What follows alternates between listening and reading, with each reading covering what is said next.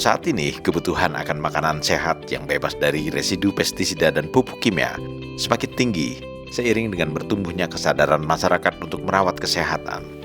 Permakultur menjadi salah satu solusi bagi mereka yang ingin hidup sehat, selaras dengan alam dan menikmati makanan tanpa tercemar residu pestisida dan pupuk kimia.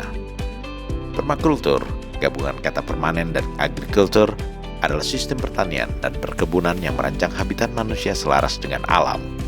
Fokusnya pada 3 hal: care for earth, yakni peduli pada bumi; care for people, yakni peduli pada manusia; dan return of surplus, yakni prinsip keberlimpahan. Sejatinya, permakultur bukanlah hal baru. Konsep ini telah hadir sejak zaman nenek moyang kita dan telah dipraktikkan beragam suku di Nusantara, seperti suku Jawa, Sunda, Baduy, Bali, Dayak, Minang, Gayo, Basemah, dan banyak lagi. Permakultur itu cuma menjadi jembatan terhadap bagaimana kita mengerti kembali itu dan diadaptasikan kepada dunia modern sekarang. Jadi itu bukan sesuatu yang baru, dan bagaimana untuk mencukupi kebutuhan bukan cuma terhadap manusianya, tapi alam itu sendiri.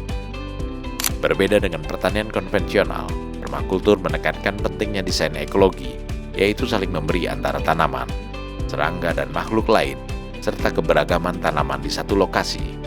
Konsep ini juga memakai bahan-bahan yang mudah didapat di sekitar lahan untuk membuat sendiri pupuk dan pestisida alami. Cara, alat, dan bahan untuk membuat pupuk dan pestisida alami dapat disaksikan dalam episode kami yang lain. Dengan demikian, cara ini memulihkan kesehatan tanah, menjaga air, menghasilkan buah dan sayur organik, serta meningkatkan keragaman hayati. Konsep permaculture itu sebenarnya itu lebih ke bagaimana cara kita bertani atau bertanam, tapi dengan mengikuti alam atau ekosistem. Jadi istilahnya tidak ada menebang pohon.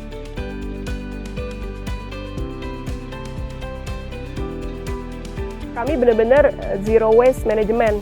Jadi kami tidak ada yang terbuang, apapun itu kami kembalikan lagi ke alam. Lalu, bagaimana cara menerapkan konsep permakultur di pekarangan rumah agar hasilnya optimal? Pertama, tentukan bahan pangan apa saja yang sering kita konsumsi, maka itulah yang kita tanam. Bagi pemula, bisa mulai dengan tanaman yang mudah tumbuh dan minim perawatannya, misalnya cabai, singkong, ubi, tomat, terong, pepaya, pisang, dan beragam sayuran hijau seperti kangkung, bayam, selada, pokcoy, dan sawi. Kedua, bagi pekarangan ke beberapa zonasi. Misalnya, sisi pekarangan mana yang ditanami pohon tinggi, lalu tanaman berukuran medium, dan tanaman kecil atau rendah. Perhitungkan arah datangnya sinar matahari agar seluruh tanaman mendapat cukup sinar matahari. Ketiga, pastikan ada sumber air atau memasang keran air untuk menyiram tanaman. Siapkan pupuk kandang dan kompos siap pakai untuk menyuburkan tanah. Taburkan di area tanam dan biarkan 3-4 hari sebelum mulai ditanam. Keempat, mulai menyemai benih dan menanamnya secara bergiliran. Beragam benih tanaman sayur dapat dibeli di marketplace dengan harga Rp500 hingga Rp2.000, atau bisa juga meminta anakan tanaman dari teman dan tetangga.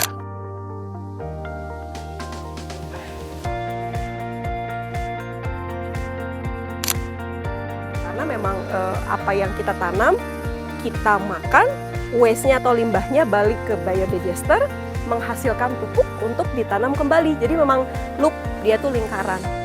Dengan mempraktekkan konsep permakultur, kita bisa memperoleh bahan pangan organik yang bebas pestisida dan pupuk kimia pabrikan, menjaga air tanah kita dari cemaran, serta memperoleh penghasilan tambahan dengan menjual hasil kebun. Maka, konsep ini adalah cara cerdas untuk hidup selaras, sehat, dan produktif.